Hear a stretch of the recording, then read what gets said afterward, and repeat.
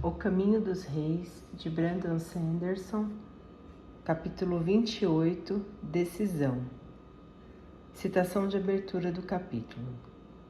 Pois nunca me dediquei a um propósito mais importante e os pilares do próprio céu tremerão com os resultados da nossa guerra aqui. Peço novamente, dê-me apoio. Não fique de lado e não deixe o desastre consumir mais vidas. Nunca implorei por algo antes, velho amigo. Imploro agora. Edwin estava assustado. Estava ao lado do pai, na área de concentração. Dalinar parecia cansado. Rugas junto aos olhos, marcas na pele, cabelo preto ficando branco como pedra desbotada nas têmporas. Como era possível que um homem trajando uma armadura fractal completa, um homem que ainda mantinha o porte de um guerreiro, apesar da idade, parecesse frágil? Na frente deles, 2 chules seguiam seu condutor subindo na ponte. O trecho de madeira ligava 2 pilhas de pedra cortadas.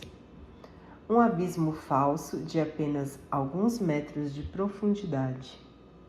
As antenas dos chules estremeciam, mandíbulas estalavam, olhos negros do tamanho de punhos espiavam. Eles puxavam uma massiva ponte de cerco, rolando sobre rodas de madeira que rangiam. Ela é muito mais larga do que as pontes que Sadia usa, disse Dalinar para Teleb, que estava ao seu lado. É necessário para acomodar a ponte de cerco, Luminobre. Dalinar assentiu distraído. Edwin suspeitava que fosse o único que podia ver que seu pai estava perturbado. Dalinar mantinha sua aparente confiança usual. A cabeça erguida, a voz firme ao falar. Contudo, seus olhos estavam vermelhos demais, tensos demais. E quando o pai de Edwin se sentia tenso, ele ficava frio e metódico. Quando falava com Teleb, seu tom era controlado demais. Dalinar Collin era subitamente um homem se esforçando sob o grande peso. E Edwin ajudara a colocá-lo nessa posição. Os chules avançaram. Suas carapaças, semelhantes a rochedos, haviam sido pintadas de azul e amarelo, as cores e padrões indicando a ilha dos seus condutores rechianos. A ponte sob suas patas grunhia de modo sinistro, enquanto a ponte de cerco maior rolava sobre ela. Por toda a área de concentração, soldados se viraram para olhar. Até os trabalhadores cavando uma latrina no chão rochoso no lado oriental pararam para ver o que estava acontecendo. Os grunhidos da ponte ficaram mais altos, então viraram estalos agudos. Os condutores detiveram os chules, olhando para Teleb. Ela não vai suportar, vai? Perguntou Edwin. Teleb suspirou. Raios, eu tinha esperança. Bah, deixamos a ponte menor fina demais quando a alargamos. Mas, se a tivéssemos deixado mais grossa, ela seria pesada demais para carregar. Ele olhou para Dalinar. Peço desculpas por desperdiçar seu tempo, Luminobre. O senhor está certo. Isso parece coisa dos 10 tolos. Edwin, o que acha? Perguntou Dalinar. Edwin franziu o senho. Bem, acho que talvez seja bom continuar trabalhando nela. Foi apenas a primeira tentativa, Teleb. Talvez ainda haja uma maneira. Talvez projetar a ponte de cercos para ser mais estreita? Isso seria muito custoso, Luminobre, disse Teleb. Se nos ajudar a conquistar mais uma gema coração, o esforço será pago múltiplas vezes. Sim, Teleb assentiu. Vou falar com a luminosa Kalana. Talvez ela possa desenvolver um novo projeto. Ótimo, respondeu Dalinar. Ele fitou a ponte por um longo momento. Então, estranhamente, se voltou para o outro lado da área de concentração, onde os trabalhadores estavam cavando a vala da latrina. Pai? Chamou Edwin. Por que você acha que não existem trajes semelhantes a armaduras fractais para trabalhadores? O quê? Uma armadura fractal fornece uma força incrível, mas raramente a usamos para outra coisa além de guerra e matança. Por que os radiantes criaram apenas armas? Por que eles não criaram ferramentas produtivas para o uso dos homens comuns? Eu não sei, disse Edwin. Talvez a guerra fosse a coisa mais importante naquela época. Talvez, disse Dalinar com uma voz mais suave. E talvez essa seja uma condenação final deles e dos seus ideais.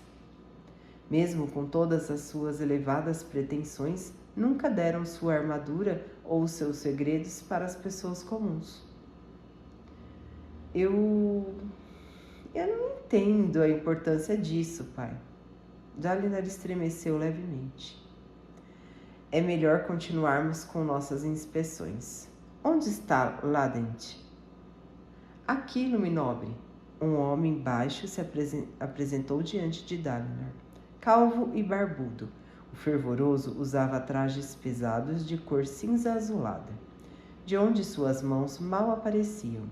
O efeito era um caranguejo pequeno demais para sua concha. Parecia terrivelmente quente, mas ele não aparentava incômodo. Envie um mensageiro para o 5º Batalhão, ordenou Dalinar. Nós vamos visitá-los em seguida.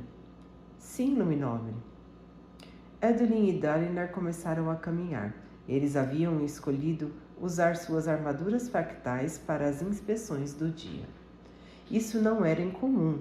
Muitos fractários encontravam qualquer desculpa para vestir a armadura. Além disso, era bom para os homens ver seu grão-príncipe e seu herdeiro em toda a sua força. Eles chamaram a atenção enquanto deixavam a área de concentração e entravam no acampamento de guerra propriamente dito. Com Edwin, Dalinar estava sem elmo, embora o gorjal da sua armadura fosse alto e espesso, elevando-se como um colarinho de metal até seu queixo. Ele ordenou com a cabeça para os soldados que o saudaram. Edwin, durante o combate, você sente a euforia? Edwin sobressaltou-se. Ele soube imediatamente do que o pai estava falando, mas ficou chocado ao ouvir. Isso não costumava ser discutido. Claro. Quem não sente? Dalinar não respondeu. Ele andava muito reservado ultimamente. O que era aquele sofrimento nos seus olhos? O modo como ele estava antes, iludido, mas confiante, era de fato melhor, pensou Edwin.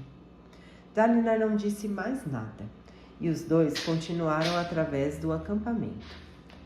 6 anos haviam permitido aos soldados se instalarem completamente.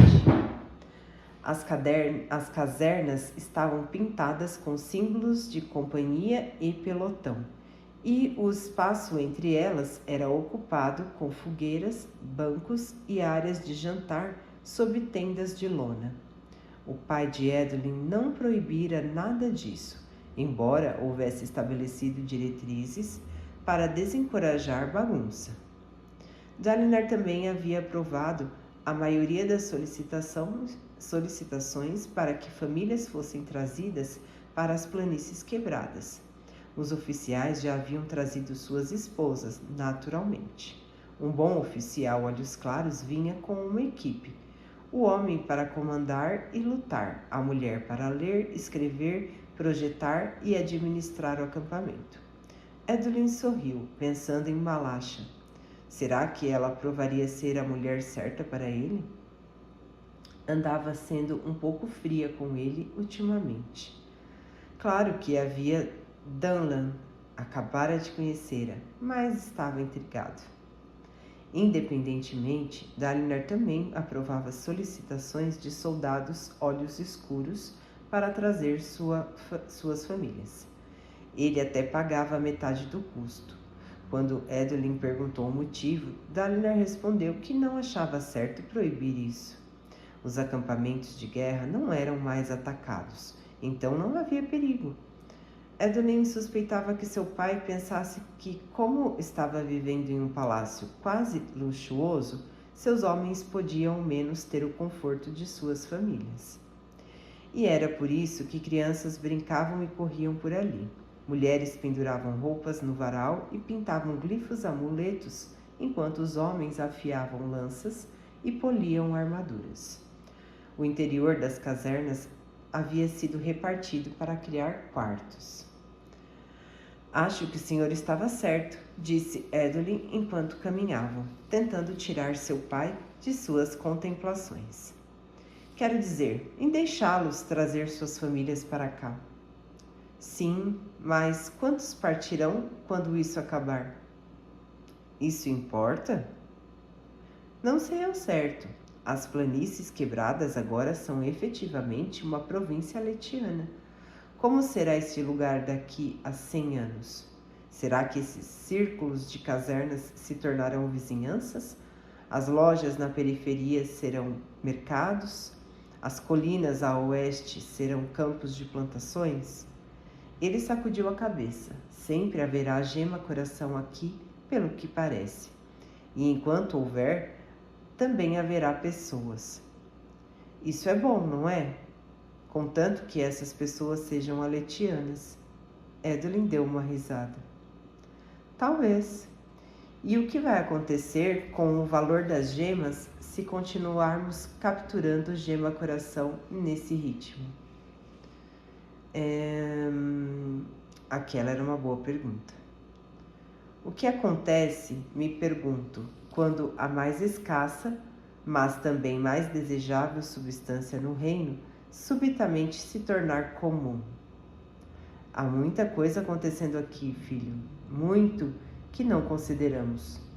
As gemas coração, os Parshindianos, a morte de Gabler. Você tem que estar pronto para considerar essas coisas. Eu? O que isso significa? Dalinar não respondeu, apenas acenou com a cabeça, enquanto o comandante do 5º Batalhão se apressava até eles e os saudava. Edwin suspirou e saudou de volta. A 21ª e a 22ª companhias estavam realizando os exercícios de formação e marcha ali. Uma prática essencial cujo valor pouco fora os militares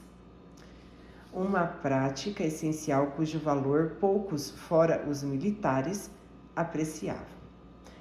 A 23ª e a 24ª companhias estavam realizando treinamentos de combate, praticando as estratégias e movimentos usados no campo de batalha.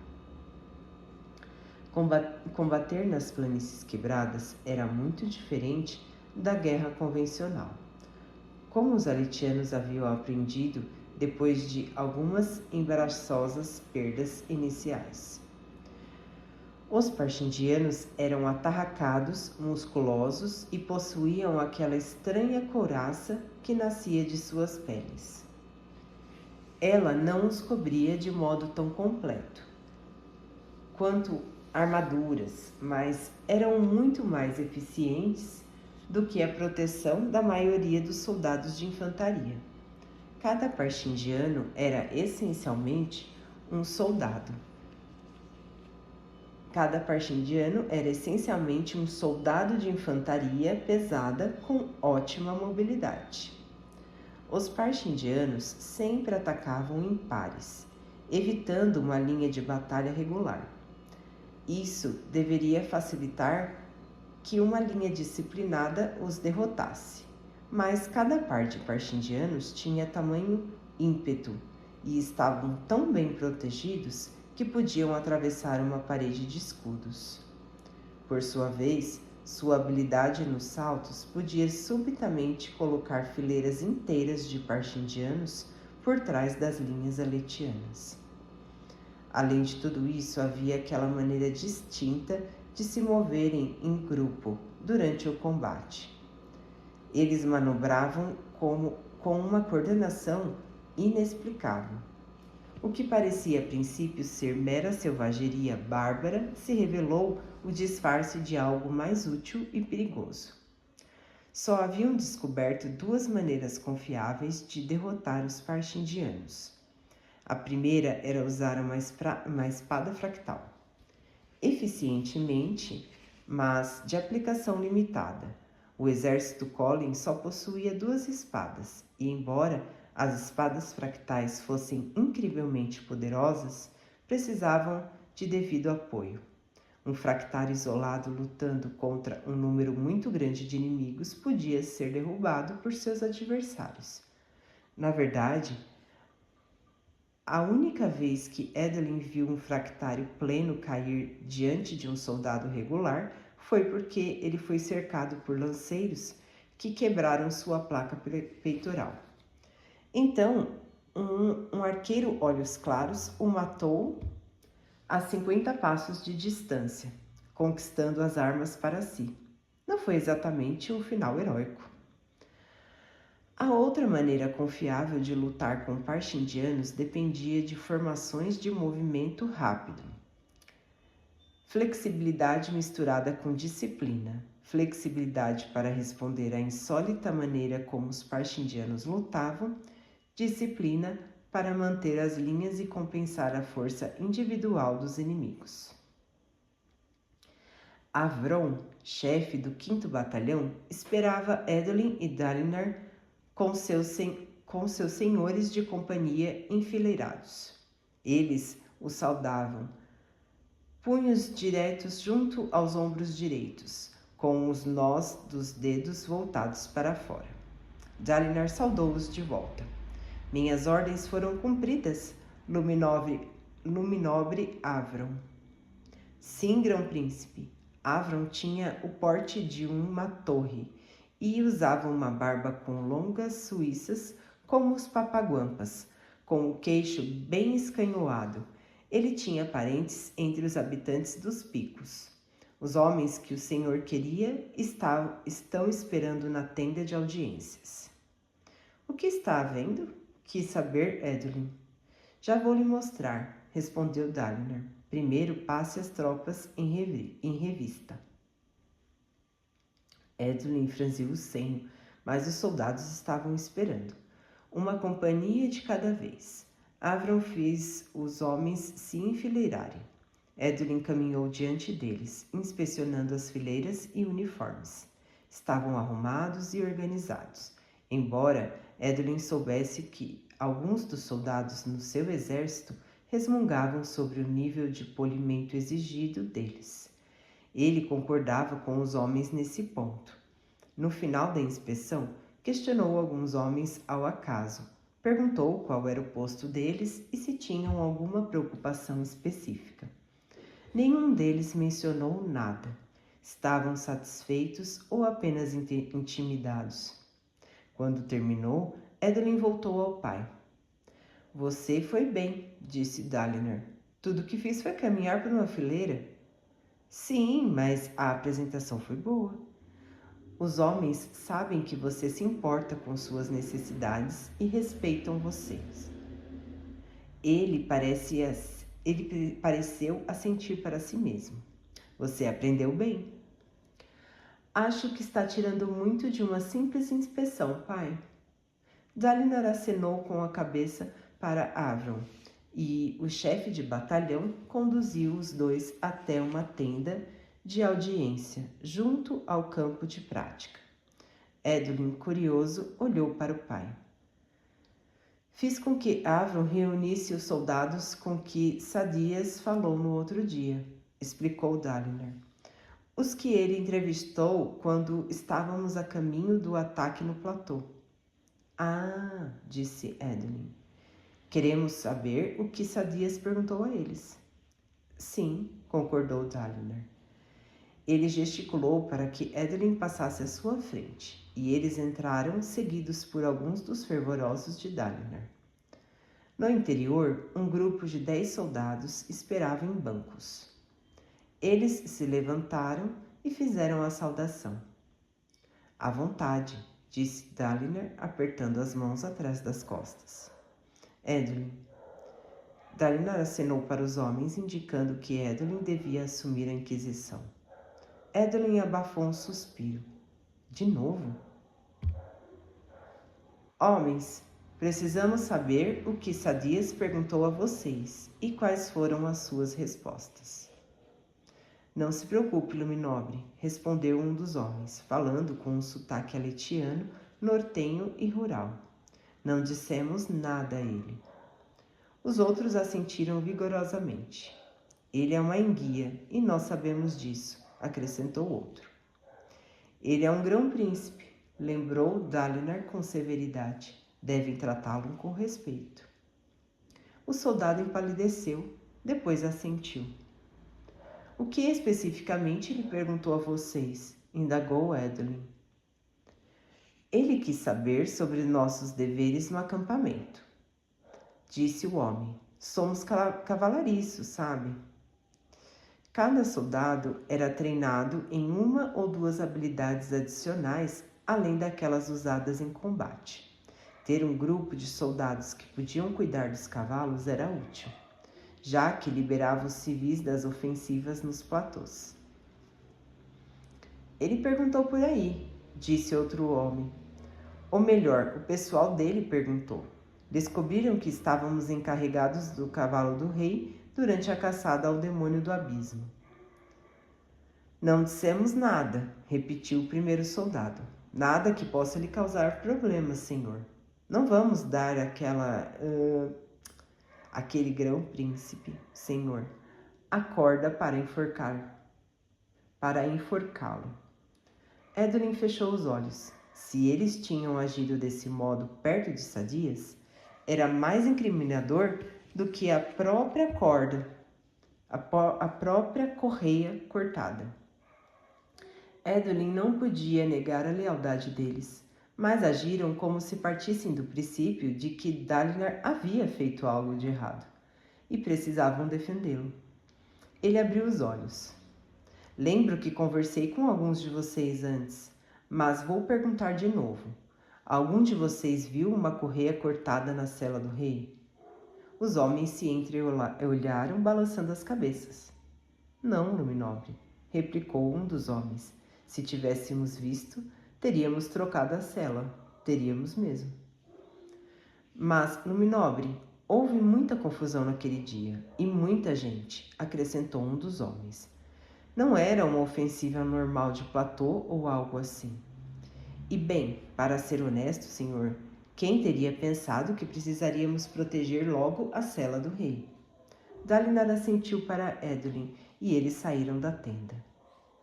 E então? Eles provaram. Não fizeram muito para ajudar nossa causa, disse Edelyn com uma careta, apesar do seu ardor, ou talvez por causa dele. Concordo, infelizmente. Dalinar suspirou. Ele acenou para Thaled, o fervoroso baixinho parado ao lado da tenda. Entreviste-os separadamente, disse Dalinar em voz baixa. Veja se consegue obter detalhes específicos. Tente descobrir quais foram as palavras exatas de Sadias e quais foram as respostas exatas deles. Sim, Luminobre. Vamos, Edelyn. Ainda temos inspeções a fazer. Pai, disse Edelyn pegando no braço de Dalinar. A armadura deles tilintou baixinho. Dalinar voltou-se para ele, de senho franzido, e Edelyn fez um gesto rápido para a guarda-cobalto, solicitando espaço para conversar. Os guardas moveram-se de modo rápido e eficiente, abrindo um espaço particular ao redor dos dois homens. Do que se trata tudo isso, pai? Indagou Edelyn em voz baixa. O quê? Estamos inspecionando e gerenciando o acampamento. Em todos os casos, você coloca as tarefas nas minhas mãos, replicou Edeline, às vezes de modo desajeitado, aliás. O que há de errado? O que está se passando nessa sua cabeça? Pensei que você não gostasse das coisas se passando na minha cabeça. Edeline se retraiu. Pai, Não, está tudo bem, Edeline. Só estou tentando fazer uma escolha difícil. Me mover enquanto penso me ajuda. Dalinar fez uma careta. Outro homem talvez encontrasse um lugar para se sentar e pensar, mas isso nunca me ajudou. Tenho coisas demais para fazer. O que você está tentando decidir? Talvez eu possa ajudar. Você já ajudou. Dalinar parou, franzindo o senho. Um pequeno destacamento de soldados estava caminhando até o pátio de treinamento do 5º Batalhão. Eles estavam escoltando um homem em vermelho e marrom. Eram as cores de Tanadal. Você não tem uma reunião com ele esta noite? Perguntou Edeline. Sim, disse Dalinar. Niter, chefe da guarda cobalto, correu para interceptar os recém-chegados. Ele podia ser excessivamente desconfiado às vezes, mas essa não era uma má qualidade para os guarda-costas. Voltou logo até Dalinar e Edeline. De rosto bronzeado, Niter tinha uma barba negra e curta. Ele era olhos claros de escalão muito baixo e estava na guarda há anos. Ele disse que o Grão-Príncipe Tanadal não poderá se reunir com o senhor hoje, como planejado. A expressão de Dalinar se turvou. Eu mesmo vou falar com o mensageiro. Relutantemente, Niter acenou para que o sujeito magro e alto se adiantasse. Ele se aproximou e ajoelhou-se diante de Dalinar. Luminobre, dessa vez, Dalinar não pediu que Edeline assumisse o controle. Entregue sua mensagem. O Luminobre Tanadal lamenta, mas está impedido de comparecer perante o Senhor neste dia. E ele ofereceu outra data para a reunião?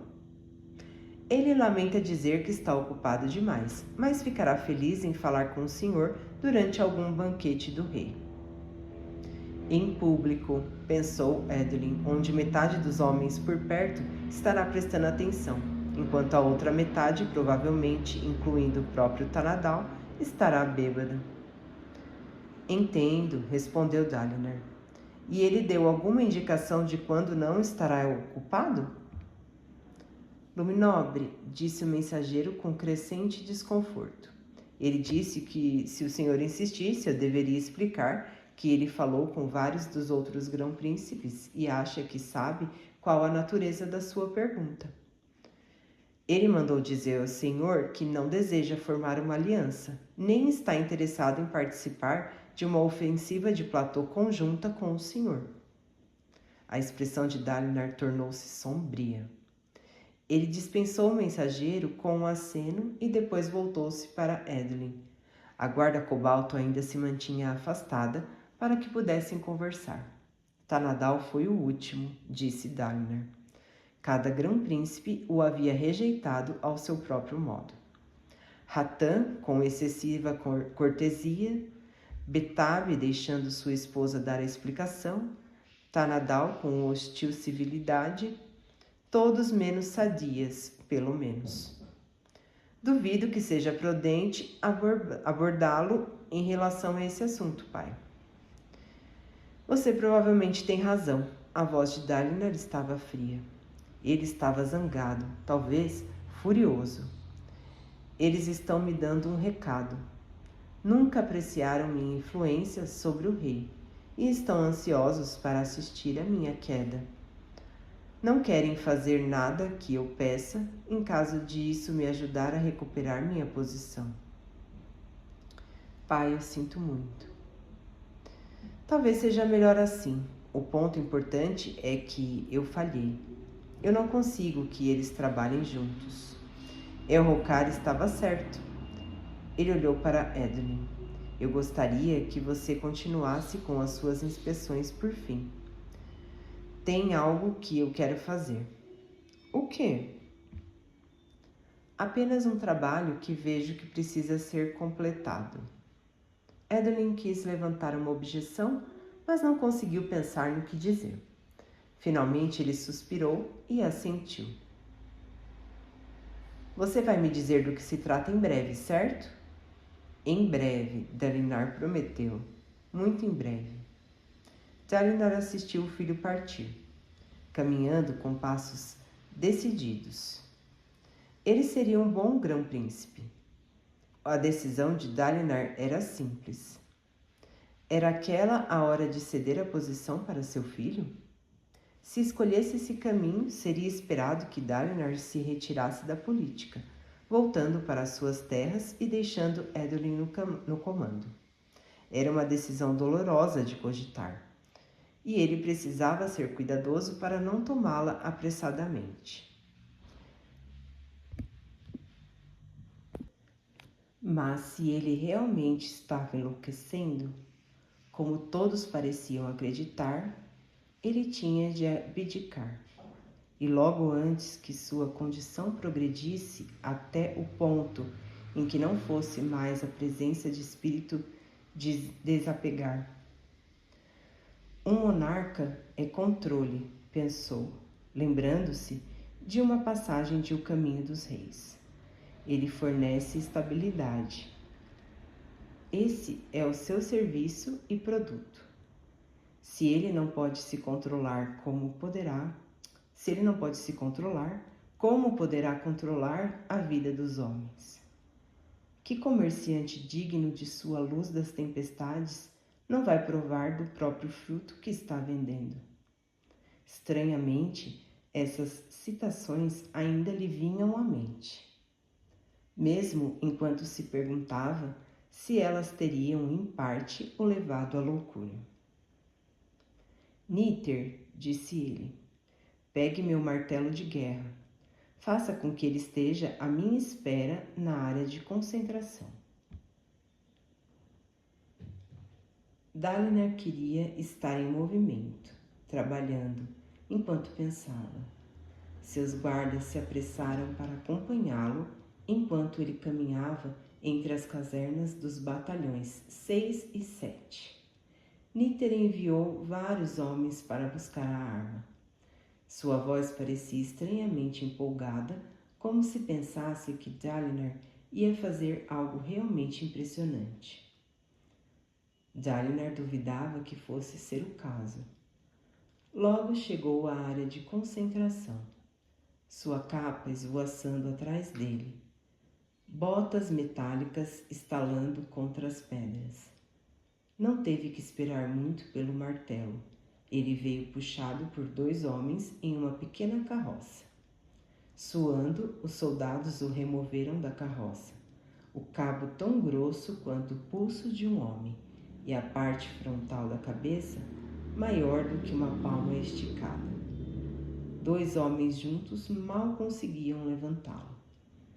Dalinar agarrou o martelo com uma mão envolta na manopla, apoiando-a sobre o ombro.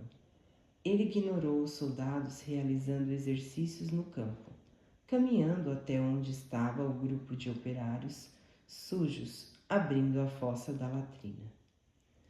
Eles o encararam horrorizados ao ver o próprio grão-príncipe surgindo em uma armadura fractal completa. Quem é o encarregado aqui? Indagou Dalinar.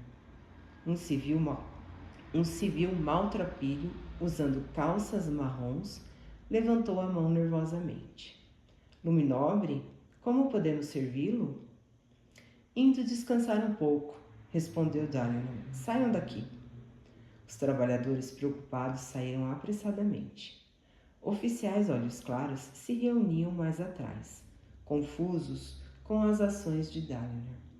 Dalinar pegou o cabo do seu martelo de guerra com a mão na manopla. A haste de metal estava firmemente envolta em couro.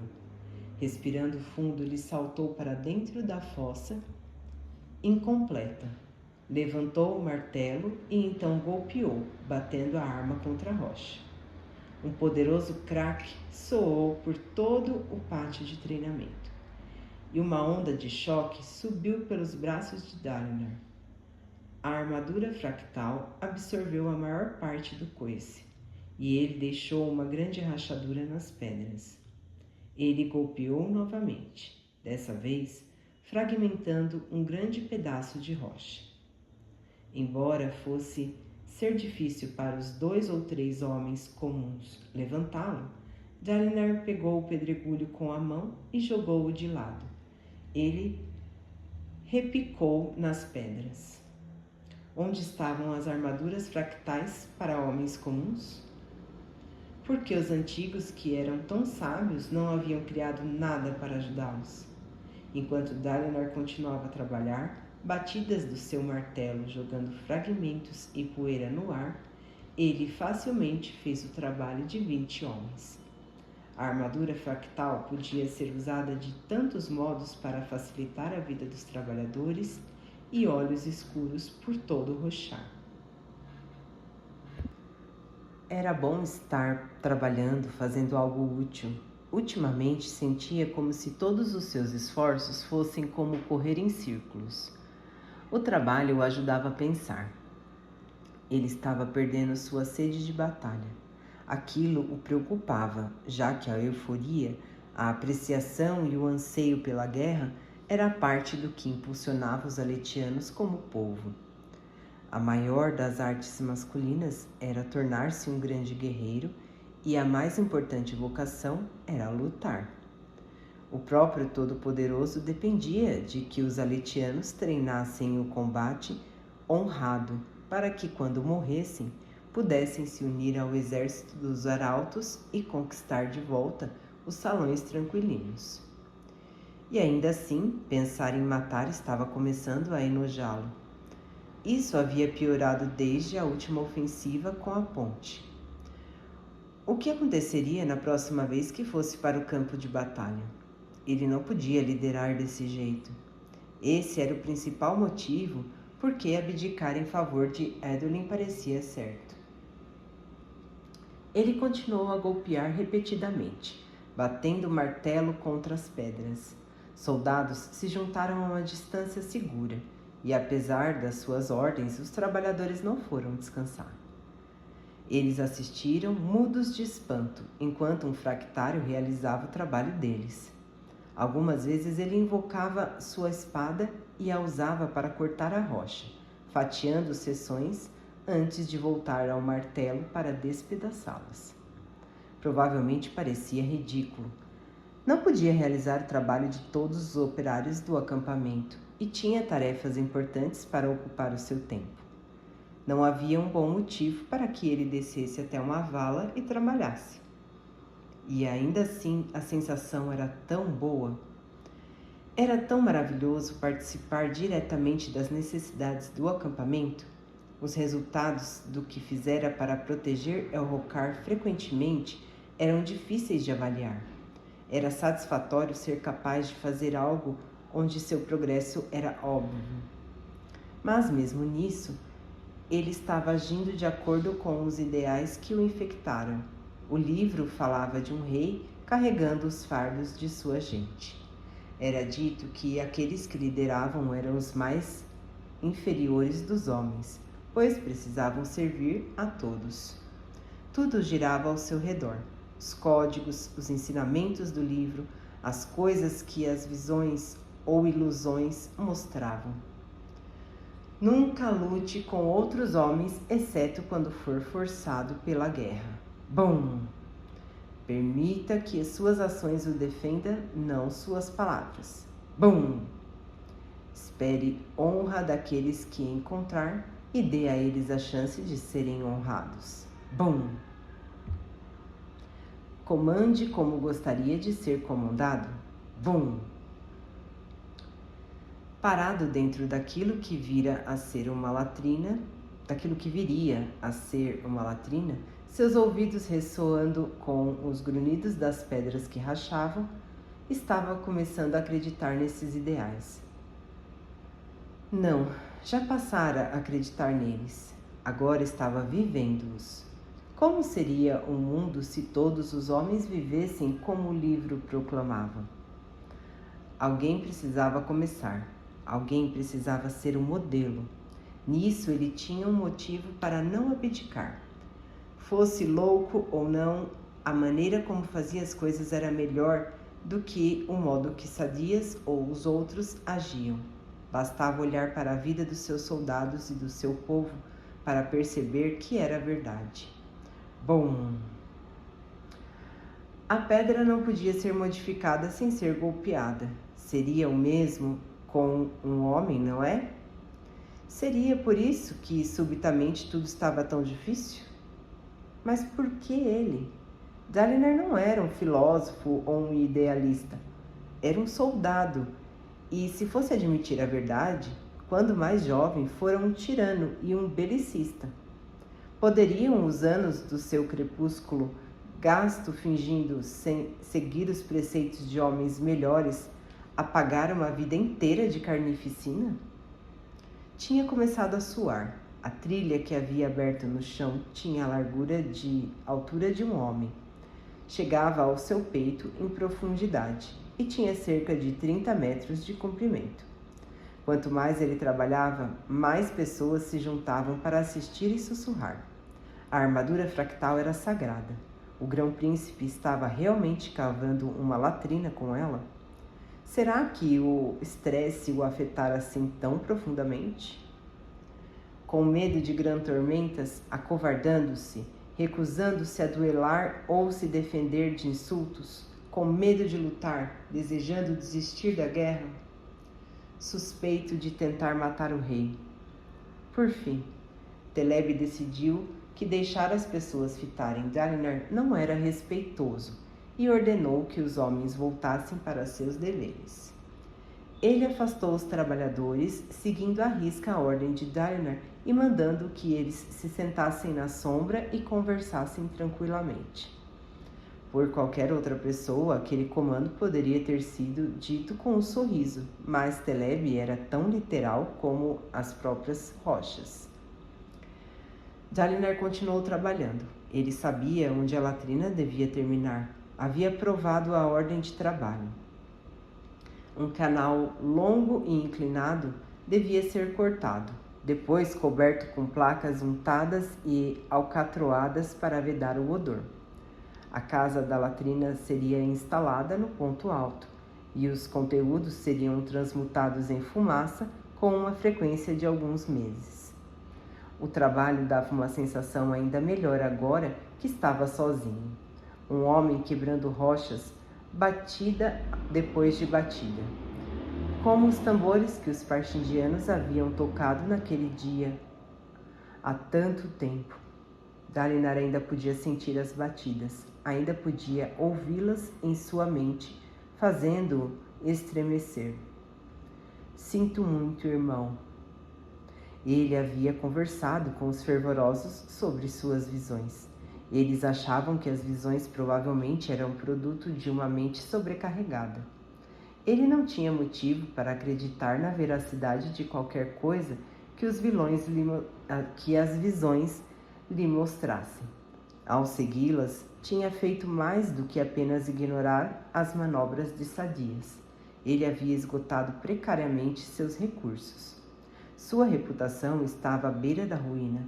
Ele corria risco de arrastar toda a casa Collum. E esse era o ponto mais importante em favor de abdicar. Se continuasse, suas ações poderiam levar às mortes de Edwin, Henry e Elhokar. Ele poderia arriscar a própria vida pelos seus ideais, mas poderia arriscar as vidas de seus filhos? Lascas voavam, ricocheteando em sua armadura. Ele estava começando a sentir-se abatido e cansado. A armadura não fazia o trabalho por ele. Ela aumentava sua força, de modo que cada golpe de martelo vinha dele. Seus dedos estavam ficando dormentes devido à vibração repetida do cabo do martelo. Ele estava perto de uma decisão. Sua mente estava mais clara. Desceu novamente o martelo.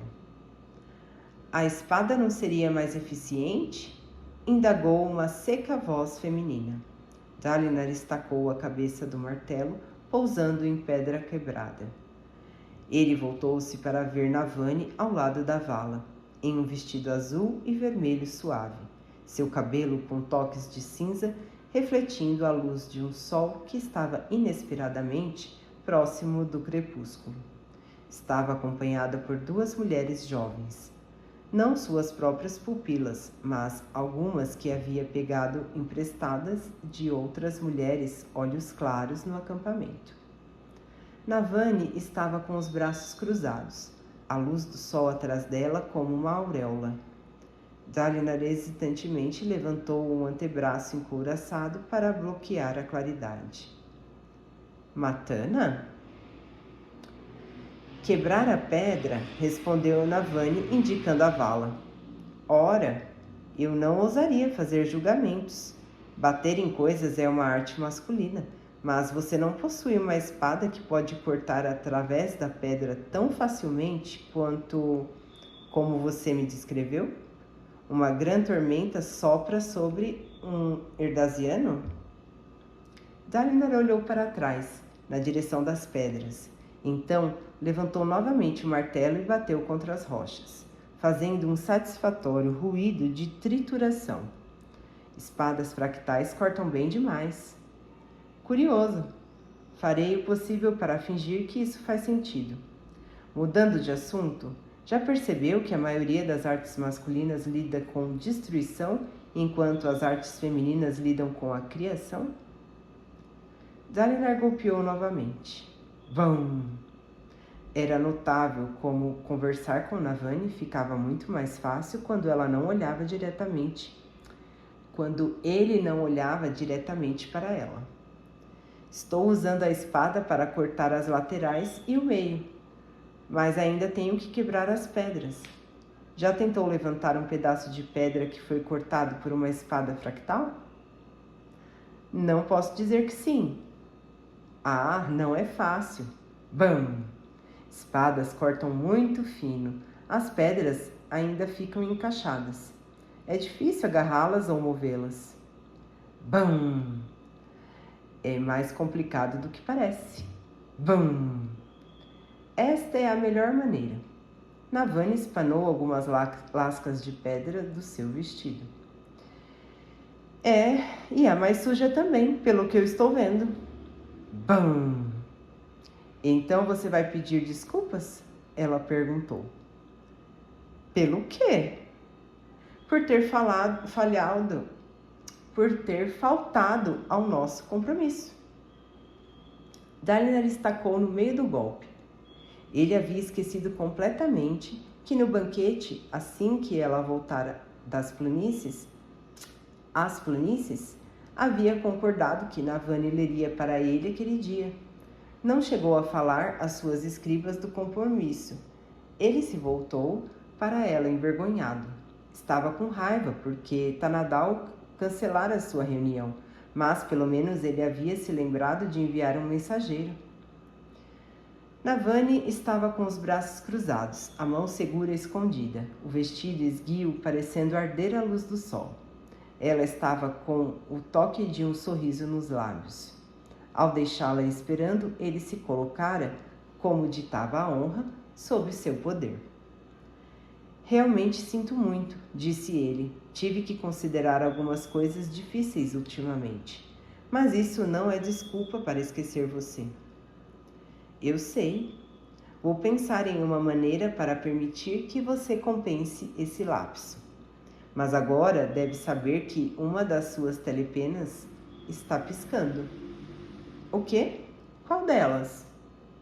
Suas escribas dizem que é aquela vinculada à minha filha. Yasna, fazia semanas desde a última vez que haviam se comunicado. As mensagens que ele enviara receberam as mais lacônicas respostas. Quando Yasna estava profundamente mergulhada em um dos seus projetos, ela frequentemente ignorava todo o resto. Se ela o estava chamando agora, ou havia descoberto alguma coisa, ou estava fazendo uma pausa para atualizar seus contatos. Dalinar virou-se para olhar o buraco da latrina. Já estava quase pronto, e ele percebeu que estivera planejando inconscientemente se decidir quando chegasse ao fim. Estava ansioso para continuar trabalhando, mas Yasna queria conversar. Ele precisava falar com ela. Talvez pudesse persuadi-la a voltar às planícies quebradas. Ele se sentira muito mais seguro para abdicar se soubesse que ela viria cuidar de Elhokar e Edlin. Dalinar deixou de lado seu martelo. Suas batidas haviam entortado o cabo cerca de 30 graus e a cabeça era uma massa disforme. E saltou para fora da vala. Mandaria que outra arma fosse forjada. Isso não era incomum para fractários. Seu perdão, Matana, disse Dalinar, mas infelizmente preciso pedir sua licença logo depois de implorar por desculpa. Tenho que receber essa comunicação. Ele se curvou para ela e virou-se para sair apressadamente. Na verdade, disse Navani atrás dele, acho que eu vou implorar algo a você. Faz meses desde que falei com minha filha. Vou acompanhá-lo, se me permitir. Ele hesitou, mas não podia negar-lhe o pedido tão cedo depois de ofendê-la. Mas é claro, ele esperou enquanto Navani caminhava até o seu palanquim e se acomodava. Os carregadores o levantaram e Dalinar partiu novamente, com os carregadores e as pupilas emprestadas de Navani e o seguindo de perto. Você é um homem generoso, Dalinar Kholin, disse Navani, com o mesmo sorriso astuto nos lábios, enquanto se reclinava na cadeira acolchoada. Temo que esteja inclinada a considerá-lo fascinante. Meu senso de honra me torna fácil de manipular, disse Dalinar com os olhos voltados para a frente. Lidar com ela não era algo de que precisava naquele momento. Eu sei disso, não precisa brincar comigo, Navani. Ela riu suavemente. Não estou tentando me aproveitar de você, Dalinar. Ela fez uma pausa. Bem, talvez eu esteja me aproveitando de você só um pouco, mas não estou brincando com você. Nesse último ano em particular, você começou a ser a pessoa que todos os outros alegam ser. Não percebe como isso o torna intrigante? Eu não quero ser intrigante. Se quisesse, não daria certo. Ela se inclinou na sua direção. Sabe por que eu escolhi Gavilar em vez de você naquela época? Raios, os comentários dela, a sua presença, eram como uma taça de vinho escuro derramada no meio dos seus pensamentos cristalinos. A clareza que ele buscava na labuta estava rapidamente desaparecendo. Ela precisava ser tão direta? Ele não respondeu à pergunta. Em vez disso, apertou o passo e esperou que ela visse que ele não queria discutir o assunto. De nada adiantou. Eu não o escolhi porque ele se tornaria rei, Dalinar, ainda que seja isso que todo mundo diz. Eu o escolhi porque você me assustava. Essa sua intensidade, ela assustava seu irmão também, sabia? Ele não disse nada. Ela ainda está aí. Posso vê-la nos seus olhos.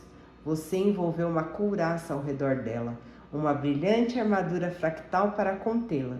Isso é parte do que considero fascinante. Ele parou olhando para ela. Os carregadores do palanquim também se detiveram. Isso não daria certo, Navani, disse ele com suavidade. Não mesmo? Ele balançou a cabeça. Não vou desonrar a memória do meu irmão. Ele a fitou com severidade e ela, por fim, assentiu. Quando ele continuou a andar, ela nada disse, embora o encarasse ardilosamente de vez em quando. Enfim, eles alcançaram seu complexo pessoal, marcado por bandeiras azuis flutuando com o par de glifos Kou e Linil. O primeiro desenhado na forma de uma torre e o segundo formando uma coroa. A mãe de Dalinar havia feito o desenho original, o mesmo que estava no seu anel de sinete, embora Elrocar usasse uma espada e uma coroa em vez disso. Os soldados na entrada do seu complexo o saudaram, e Dalinar esperou que Navani se unisse a ele antes de entrar. O interior cavernoso era iluminado por safiras infundidas. Quando chegaram à sala de estar, ele novamente notou como ela havia se tornado extravagante com o passar dos meses. 3 das suas escrivãs o esperavam com as assistentes. Todas as 6 se levantaram quando ele entrou. Edlin também estava lá. Dalinar franziu o senho para o jovem. Você não deveria estar cuidando das inspeções? Edlin se espantou. Pai, eu terminei horas atrás. Terminou? Pai das tempestades, quanto tempo eu passei quebrando aquelas pedras? Pai, disse Edlin andando até ele, podemos falar em particular por um momento? Como de costume, o cabelo loiro, salpicado de preto, estava desgrenhado. Ele havia removido a armadura e se banhado, e agora vestia um elegante uniforme com um longo casaco azul, abotoado nas laterais e calças marrons rígidas por baixo, mas ainda assim apropriado para a batalha. Ainda não estou pronto para discutir a questão, filho, sussurrou Dalinar. Preciso de mais tempo. Edlin fitou minuciosamente, com um olhar preocupado. Ele será um ótimo grão-príncipe, pensou Dalinar. Foi criado para isso de uma maneira que eu nunca fui. Muito bem, respondeu Edlin, mas há algo mais que eu gostaria de perguntar. Ele apontou para uma das escrivãs, uma mulher de cabelo castanho avermelhado e só alguns fios pretos. Ela era esguia e de pescoço longo, trajava um vestido verde e um penteado armado bem alto em um conjunto complexo de tranças sustentada por 4 pinos tradicionais de aço. Esta é Danlan Morakota, disse Edlin a Dalinar em voz baixa. Ela chegou no acampamento ontem para passar alguns meses com o pai, o luminobre Morakota. Ela tem me visitado ultimamente e tomei a liberdade de oferecer-lhe uma posição entre suas escrivãs enquanto ela está aqui. Dalinar ficou atônito. Mas e... Malasha? Edlin suspirou. Não deu certo. E esta? Perguntou Dalinar com voz baixa, mas ainda incrédulo. Há quanto tempo você disse que ela está no acampamento? Desde ontem? E já conseguiu que ela o visitasse? Edlin deu de ombros. Bem, eu tenho uma reputação a manter. Dalinar suspirou, olhando de soslaio para Navani, que estava perto bastante para ouvir. Ela fingiu, por uma questão de decência, que não estava prestando atenção.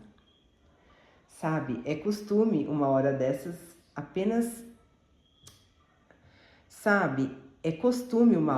escolher apenas uma mulher para cortejar. Você vai precisar de uma boa esposa, filho, talvez muito em breve. Quando eu for velho e tedioso, talvez, respondeu Edlin, sorrindo para a jovem. Ela era bonita, mas estava no acampamento há apenas um dia. Sangues dos meus ancestrais, pensou Dalinar. Ele passara 3 anos cortejando a mulher que por fim se tornara sua esposa. Ainda que não pudesse se lembrar do rosto dela, ele lembrava como foi persistente na sua conquista. Certamente a amara. Toda emoção em relação a ela se fora, varrida de sua mente por forças que ele nunca deveria ter provocado. Infelizmente, ele também se lembrava de como havia desejado Navani, anos antes de conhecer a mulher que se tornaria sua esposa. Pare com isso, disse a si mesmo. Momentos atrás estivera prestes a decidir abdicar da sua posição como grão-príncipe. Não era hora de deixar Navani distraí-lo. Luminosa Danlan Morakota, disse ele à jovem. Seja bem-vinda ao meu time de escrivãs. Fiquei sabendo que recebi uma comunicação. De fato, Luminobre, respondeu a mulher, fazendo uma reverência. Ela indicou a fileira de 5 telepenas acomodadas na sua prateleira, penduradas em suportes de penas. As telepenas pareciam penas de escrever comuns, exceto pelo fato de terem um pequeno rubinho fundido fixado nelas. A telepena da extrema-direita pulsava lentamente. Litma estava ali e, embora tivesse senioridade, fez sinal para que Danlan pegasse a telepena. A moça foi rapidamente até a prateleira e moveu a pena piscante para a pequena escrivaninha ao lado do púlpito. Ela cuidadosamente prendeu uma folha de papel na prancheta e colocou o tinteiro no seu orifício, torcendo-o até encaixá-lo e depois removendo a tampa. Mulheres olhos claros eram muito hábeis em trabalhar apenas com a mão livre. Ela se sentou olhando para ele e parecendo ligeiramente nervosa. Dalinar não tinha motivos para confiar nela. Ela podia muito bem ser espiã de um dos outros grão-príncipes. Infelizmente, não havia nenhuma mulher no acampamento em que ele confiasse completamente. Não depois da partida de Yasna. Estou pronta, Luminobre, disse Danlan. Sua voz era rouca e ofegante, exatamente o tipo que atraía Edwin. Ele esperava que não fosse tão insípida quanto as mulheres que ele costumava escolher. Prossiga, disse Dalinar, indicando para Navani uma das poltronas acolchoadas da sala. As outras escrivãs sentaram-se no banco delas. Danlan girou a gema da telepena para a marca seguinte, indicando que o pedido havia sido recebido. Então ela verificou os níveis nas laterais da prancheta. Pequenos frascos de óleo com bolhas no centro que permitiam que a prancheta ficasse perfeitamente plana. Finalmente, ela mergulhou a pena na tinta e colocou-a no ponto da parte superior da página. Segurando-a na posição ereta, ela torceu a gema para a posição seguinte com o polegar, então afastou a mão. A pena permaneceu no lugar, com a ponta contra o papel, pairando como se estivesse sendo segurada por uma mão fantasma. Então começou a escrever, reproduzindo os exatos movimentos que Yasna fazia a quilômetros de distância, escrevendo com a pena vinculada àquela. Dalinar ficou ao lado da escrivaninha, os braços cruzados. Percebia que sua proximidade deixava Danlan nervosa, mas estava ansioso demais para se sentar. Yasna tinha uma caligrafia elegante, naturalmente. Yasna raramente fazia qualquer coisa sem investir o tempo necessário para aperfeiçoá-la. Dalinar se inclinou para a frente à medida que as linhas familiares, mas indecifráveis, apareciam em roxo vivo na página. Tênues traços de fumaça avermelhada flutuavam da gema. A caneta parou de escrever, ficando imóvel de pé. Tio, leu Danlan. Presumo que esteja bem. De fato, replicou Dalinar. Estou sendo bem cuidado pelas pessoas à minha volta. As palavras eram um código indicando que ele não confiava em todos que estavam ouvindo, ou, pelo menos, não os conhecia. Yasna tomaria cuidado para não enviar nenhuma informação delicada. Danlan tomou a pena e girou a gema. Então escreveu as palavras, enviando-as através do oceano para Yasna. Ela ainda estava em Tukar? Depois que Danlan acabou de escrever, ela devolveu a pena ao ponto do canto superior esquerdo, o ponto onde as duas canetas eram colocadas para que Yasna pudesse continuar a conversa. Então virou a gema de volta à configuração anterior. Como esperado, segui caminho até Carbrante, leu Danlan.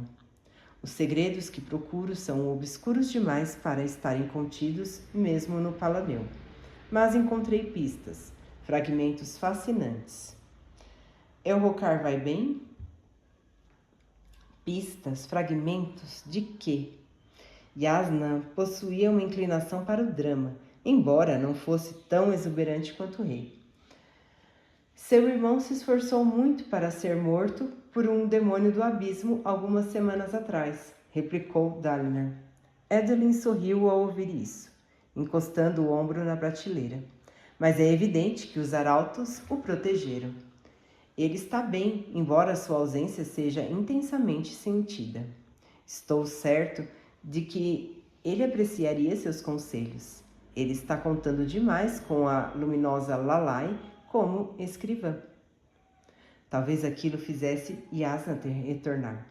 Ela não gostava muito da prima de Sadias, que era a escriba principal do rei na ausência da rainha. Dana escreveu as palavras com presteza. Ao seu lado, Navani pigarreou. Continuou Dalinar, acrescente isso. Sua mãe está aqui nos acampamentos novamente. Logo depois, apenas escreveu por conta própria. Mande saudações à minha mãe. Mantenha a uma distância segura, tio. Ela morde. No seu canto, Navani bufou. E Dalinar percebeu que não havia indicado que ela estava ali escutando. Ele enrubesceu enquanto Dalan continuou a ler em voz alta. Não posso explicar meu trabalho através da telepena, mas estou ficando cada vez mais preocupada. Existe algo aqui, escondido pelo grande número de páginas acumuladas no registro histórico. Yasna era uma verestitaliana.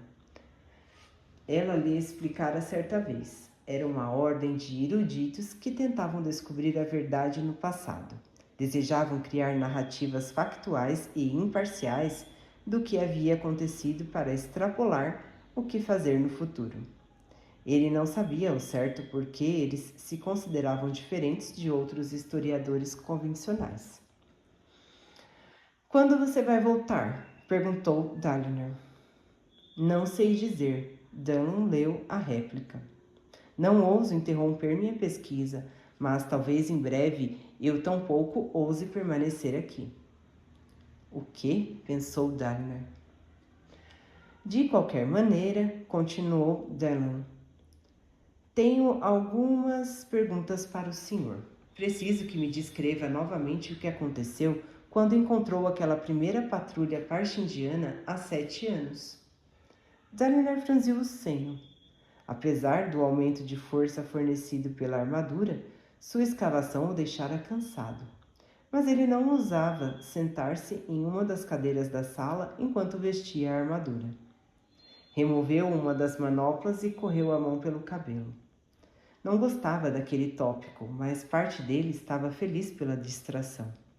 Um motivo para adiar uma decisão que mudaria sua vida para sempre. Danlan olhou para ele, preparada para escrever suas palavras. Porque Yasna queria saber de novo sobre aquela história.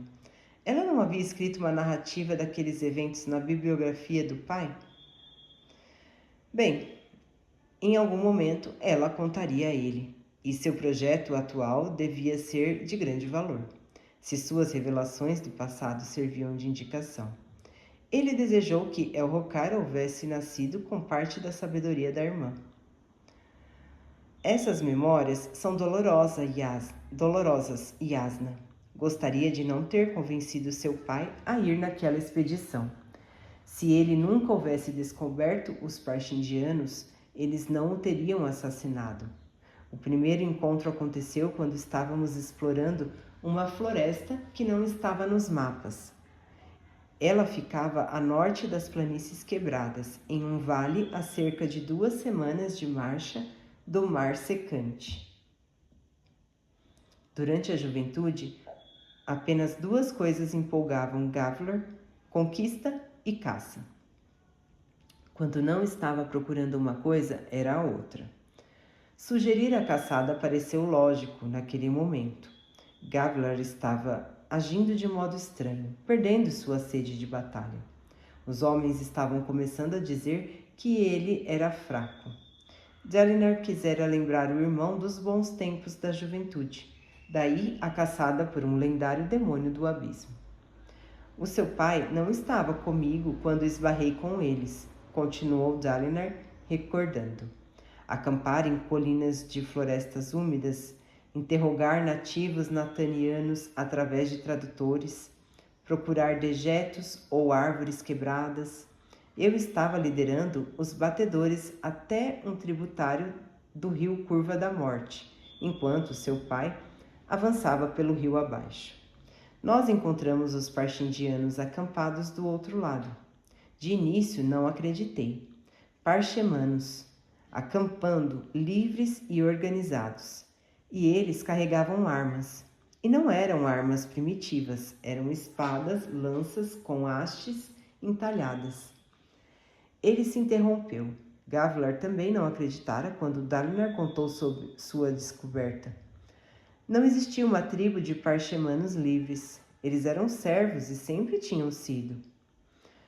Eles tinham espadas fractais nessa época? Disse Dunlan. Dalinar não havia percebido que Jasnah já havia respondido. Não. A resposta traçada por fim chegou. Mas agora eles têm. Quando você viu pela primeira vez um fractário parxindiano? Depois da morte de Gavlar, respondeu Dalinar. Ele fez a conexão. Eles sempre haviam se perguntado por que Gavlar teria um tratado com os parxindianos. Eles não precisariam de um tratado apenas para fazer a colheita de grã-carapaças nas planícies quebradas. Os parxindianos ainda não viviam nas planícies naquela época. Dalinar sentiu um arrepio. Será que seu irmão sabia que aqueles parxindianos tinham acesso a espadas fractais? Teria ele feito o tratado esperando descobrir onde haviam encontrado as armas? Seria essa a causa de sua morte? Dalinar se perguntou. Será esse o segredo que Jasnah está procurando? Ela nunca demonstrou a dedicação de Elhokar à vingança, mas pensava de modo diferente do irmão. A vingança não a impelia, mas perguntas. Sim, com certeza perguntas. Mas mais uma coisa, tio, leu Dunlan. Então posso voltar a escavar nesse labirinto em forma de biblioteca. Às vezes me sinto uma ladra de tumbas, buscando entre os ossos de pessoas mortas há muito tempo. Enfim, os parxindianos. O senhor certa vez mencionou a rapidez com que eles pareceram aprender nosso idioma. Sim, disse Dalinar. Em poucos dias estávamos conversando e nos comunicando bem. Impressionante. Quem teria pensado que logo os parchemanos teriam a inteligência para tal maravilha? A maioria daqueles que ele conhecia não falavam quase nada. Quais foram as primeiras coisas sobre as quais eles falaram? Disse Dunlan. Quais foram as primeiras perguntas que fizeram? Consegue lembrar? Dalinar fechou os olhos, lembrando-se dos dias com os parxindianos, acampados do outro lado do rio. Gavlar ficou fascinado com eles. Eles mencionaram os esvaziadores? Esvaziadores? Não que eu me lembre. Por quê? Prefiro não dizer agora. Contudo, quero mostrar uma coisa. Peça que sua escriba coloque uma nova folha de papel. Dunlan fixou uma nova página na prancheta. Ela colocou a pena no canto e a soltou. A pena se levantou e começou a rabiscar para frente e para trás com traços rápidos e ousados. Era um desenho. Dalinar se levantou para ver melhor e Edwin também se aproximou. Pena e tinta não eram o melhor material e desenhos à distância não eram precisos. A pena vazava glóbulos de tintas em lugares onde isso não acontecia. Do outro lado, e muito embora o tinteiro estivesse no mesmo lugar, permitindo que Jasnah colocasse mais tinta no seu junco e no de Dalinar ao mesmo tempo. O junco dele às vezes ficava sem tinta antes da pena do outro lado. Ainda assim, o desenho era maravilhoso. Não é de Jasnah, percebeu Dalinar. A pessoa desenhando era muito mais talentosa do que a sobrinha. A imagem se revelou uma representação de uma sombra alta pairando sobre alguns edifícios. Indícios de carapaças e garras apareciam nas delicadas linhas de tinta, e as sombras eram feitas em grupos de linhas finas. Dunham colocou a imagem de lado, pegando uma terceira folha de papel. Dalinar segurou o desenho, com Adeline ao seu lado. Aquela monstruosidade nas linhas e sombras era vagamente familiar. É um demônio do abismo, disse Adeline apontando. Está distorcido, com uma cara mais ameaçadora e ombros maiores. E não tem o segundo grupo de garras frontais. Mas alguém estava obviamente tentando desenhar um deles. Sim, disse Dalinar esfregando o queixo. Essa é uma representação de um dos livros daqui, leu Dunham. Minha nova pupila é muito hábil no desenho, então fiz com que ela a reproduzisse para você. Diga-me, isso lembra alguma coisa? Uma nova pupila? Pensou Dalinar. Fazia anos desde que Yasna havia feito uma. Ela sempre dizia que não tinha tempo. Essa imagem é de um demônio do abismo, respondeu Dalinar. Dunham escreveu as palavras. Um momento depois veio a resposta. O livro descreve essa imagem como a de um esvaziador. Dunham franziu o senho, inclinando a cabeça. O livro é uma cópia de um texto originalmente escrito nos anos antes da traição. Contudo, as ilustrações são copiadas de outro texto ainda mais antigo. Na verdade, alguns pensam que essa imagem foi desenhada apenas 2 ou 3 gerações depois da partida dos arautos. Adeline assoviou baixinho. Aquilo indicava que era realmente muito antiga. Até onde Dalinar entendia, havia poucas obras de arte ou de escrita do tempo e da Era Sombria. O Caminho dos Reis era uma das mais antigas e o único texto completo. E ainda assim, ele só havia sobrevivido como tradução. Não tinham cópias no idioma original. Antes que tire suas conclusões precipitadas, leu Dunham. Não estou dizendo que os esvaziadores eram a mesma coisa que os demônios do abismo. Acredito que a antiga artista não sabia como era um esvaziador, então desenhou a coisa mais horrível que conhecia. Mas como a artista original sabia como era a aparência de um demônio do abismo? Pensou Dalinar. Só agora descobrimos as planícies quebradas. Mas, claro, embora as colinas devolutas agora estivessem vazias, tinha sido outrora um reino habitado. Alguém no passado sabia dos demônios do abismo. Os conhecia bem o bastante para desenhar um e denominá-lo um esvaziador. Preciso ir agora, disse Yasna através de Dunham. Cuide do meu irmão na minha ausência, tio. Yasna, enviou Dalinar, escolhendo suas palavras cuidadosamente. As coisas estão difíceis por aqui. A tempestade começa a soprar sem limites e o edifício treme e geme. Você logo poderá ouvir notícias que vão chocá-la. Seria ótimo se pudesse retornar e nos ajudar. Ele esperou em silêncio pela resposta, enquanto a telepena rabiscava. Gostaria de prometer uma data para meu retorno, disse. Dalinar quase podia ouvir a voz calma e tranquila de Yasna. Mas não posso avaliar quando a minha pesquisa estará completa. Isso é muito importante, Yasna, insistiu Dalinar. Por favor, reconsidere. Pode ter certeza, tio, que vou voltar. Em algum momento, só não posso dizer quando. Dalinar suspirou. Fique sabendo, escreveu Yasna, que estou bastante ansiosa para ver um demônio do abismo pessoalmente. Um que esteja morto, disse Dalinar. Não tenho intenção de deixar você repetir a experiência do seu irmão algumas semanas atrás. Ah, Yasna enviou de volta. Meu querido e superprotetor Dalinar, em algum ano você vai ter que admitir que seu sobrinho e sua sobrinha favoritos cresceram.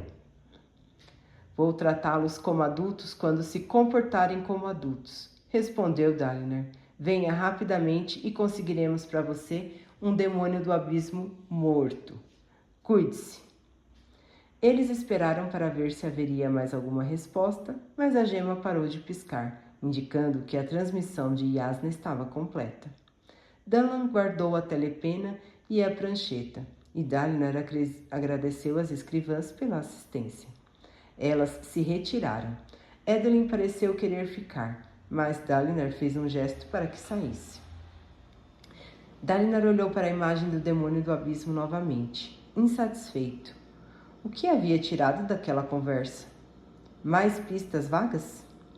O que poderia ser tão importante em relação à pesquisa de Yasna a ponto de ela ignorar ameaças ao reino?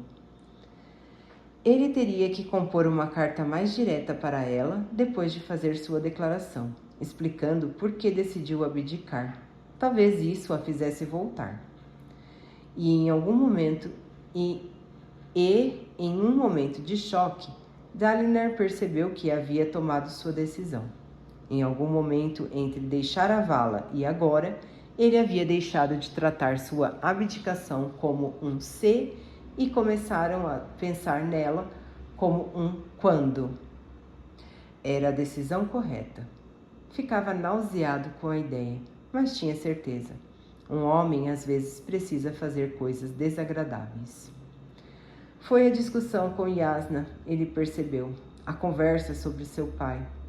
Ele estava agindo como Gavlar antes de morrer. Isso quase havia minado o reino. Bem, agora ele precisava se impedir antes que fosse tão longe. Talvez o que estivesse acontecendo com ele fosse algum tipo de doença da mente, herdada dos seus pais. Você gosta bastante de Yasna, disse Navani.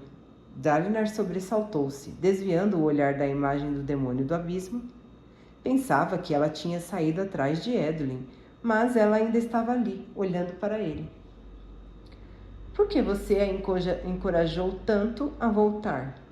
Ele se virou para encarar Navani e percebeu que ela enviara suas jovens assistentes embora com as escrivãs. Eles estavam sozinhos. Navani, disse ele, isto não é apropriado. Bah, nós somos parentes e eu tenho perguntas. Dalinar hesitou, então caminhou até o centro da sala. Navani estava perto da porta. Abençoadamente, suas assistentes haviam deixado a porta aberta, e além dela havia 2 guardas no corredor. Não era uma situação ideal, mas enquanto Dalinar pudesse ver os guardas e eles pudessem vê-lo, sua conversa com Navani estava dentro dos limites do decoro. Dalinar, inquiriu Navani, você vai me responder? Por que confia tanto na minha filha quando quase todos os outros a desprezam? Eu considero o desprezo deles uma recomendação. Ela é uma herege. Ela se recusou a se juntar a um devotário porque não acreditava nos ensinamentos deles. Em vez de fazer concessões devido às aparências, ela foi honesta e se recusou a professar algo em que não acredita. Considero isso um sinal de honra. Navani bufou. Vocês 2 são um par de pregos no mesmo batente. Sério. Rígidos, tormentosamente difíceis de arrancar. É melhor você ir agora, disse Dalinar, indicando o corredor. Ele subitamente sentia-se exausto. As pessoas vão falar. Deixe que falem. Precisamos fazer planos, Dalinar. Você é o grão-príncipe. Mais importante, Navani cortou ele. Vou abdicar em favor de Edelyn. Ela pareceu surpresa. Eu deixarei o posto assim que fizer as preparações necessárias. Vai acontecer daqui a alguns dias no máximo. Foi estranho falar isso, como se as palavras tornassem a decisão real. Navani parecia abalada. Ah, Dalinar, ela sussurrou, esse é um erro terrível. É a minha escolha e devo repetir meu pedido. Tenho muitas coisas em que pensar, Navani, e não posso lidar com você agora. Ele apontou para a porta. Navani revirou os olhos, mas saiu, como solicitado, e fechou a porta atrás de si. É isso, pensou Dalinar, soltando o ar demoradamente. tomei a decisão. Cansado demais para remover sua armadura sem auxílio, ele se deixou cair no chão, descansando a cabeça contra a parede. Contaria sua decisão a Edwin pela manhã, e então a anunciaria em um banquete naquela semana. Depois disso, ele retornaria para Aletcar e suas terras. Estava acabado. Fim da parte 2.